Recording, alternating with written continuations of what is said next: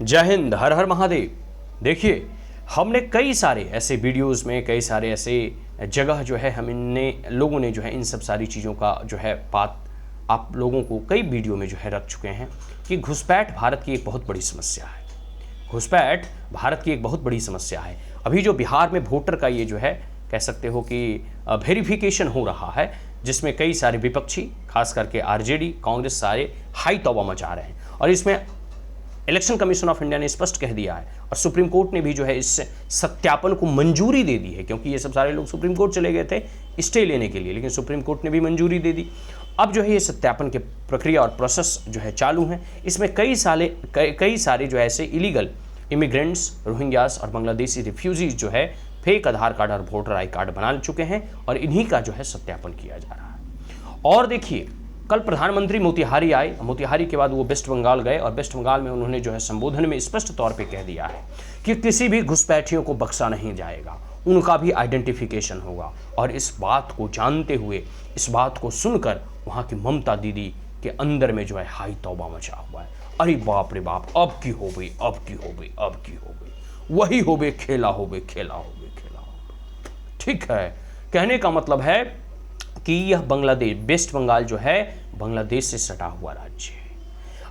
अनगिनत ऐसे अवैध घुसपैठिए बांग्लादेश में शरण लिए, ये वेस्ट बंगाल में शरण लिए हुए हैं, जो बांग्लादेश से होकर आए हैं अवैध तौर पे। इन्होंने fake Aadhaar card, fake voter I card बना लिया है।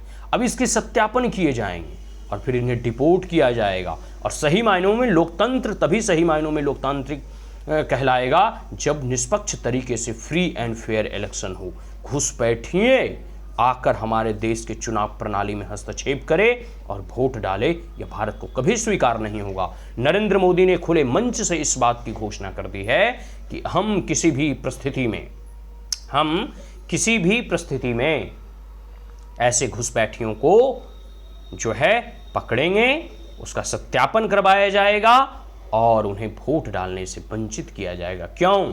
क्योंकि वो इस देश के नागरिक हैं ही नहीं, वो बांग्लादेशी हैं, वो जो है इलीगल इमाइग्रेंट्स हैं, रोहिंग्यास मुस्लिम्स हैं। ये सब सारे को जो है आइडेंटिफाई किया जाएगा और जो संविधान प्रदत्त, जो कॉन्स्टिट्यूशन का जो रूल कहेगा, जो पार्लियामेंट में नीति बनाई जाएगी, उस रूल के तहत इन पर दंडनात्मक कार्रवाई की जाएगी, जो न्याय संगत होगा, न्याय प्रिय होगा, जो संविधान के अनुरूप होगा।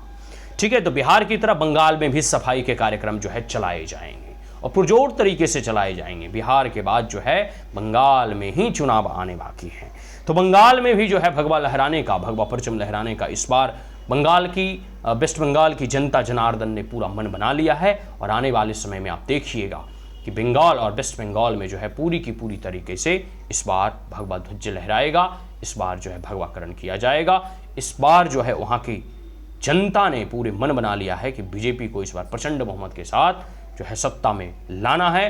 और वहाँ की टीएमसी की अराजकता वाली सरकार, टीएमसी के इस जो है एक प्रकार से कह सकते हैं कि बांग्लादेशी, रोहिंग्यास या फिर ऐसे सो कॉल्ड पार्टिकुलर कम्युनिटी के नेताओं के ये जो हमेशा सपोर्ट करते रहती हैं और जो वहाँ पॉलिटिकल वायलेंस होते हैं, बीजेपी कार्यकर्ताओं की हत्याएं होती हैं, ये सब सारे लोगों को दूर उखाड़ फेंकना है। ये सब सारे लोगों को जो है बंगाल से इस बार सत्ता से बेदखल करना है। आने वाले समय में देखिए बंगाल की जनता जिस प्रकार से बढ़ चढ़कर नरेंद्र मोदी के जनसभा में, नरेंद्र मोदी की रैलियों में बढ़ चढ़कर हिस्सा ले रहे हैं, जिस प्रकार से लोकसभा 2024 के चुनाव में बंगाल की जनता ने समर्थन दिया और समर्थन किया, इस बात से यह पता चलता है कि इस बार जनता ने खूब मन बना लिया है। इस बार जनता ने पूरी प्लानिंग कर ली है कि किसी भी परिस्थिति में इस बार टीएमसी को सत्ता में वापस लौटने नहीं देना है और किसी भी परिस्थिति में बीजेपी को वहाँ चुनाव हारने नहीं देना है। इस बार नरेंद्र मोदी की सरकार ने जो वहाँ हुंकार भरा है, जो गर्जना की है, इससे सारे कालनेमी भयभीत हैं। इससे भयभीत हैं टीएमसी के गुंडे, इससे भयभीत हैं वहाँ के अवैध घुसपैठिए, इससे भयभीत हैं रोहिंग्यास मुस्लिम्स, इससे भयभीत हैं इलीगल इमिग्रेंट्स, इससे भयभीत हैं जो पॉलिटिकल वायलेंस में संलिप्त रहते हैं। तो जरूरत है एक सच्चे और ईमानदार नेतृत्व की, जरूरत है बंगाल और बिहार में बीजेपी की सरकार की, ताकि वहाँ डेवलपमेंट के कार्य किए जा सकें, वहाँ विकास की योजनाओं को धरातल पे उतारा जा सके, वहाँ जो है विकास किया जा सके, डेवलपमेंट किया जा सके, वहाँ जो है एक प्रकार से कह सकते हैं कि डबल इंजन की सरकार बने और बंगाल का भी कायाकल्प हो।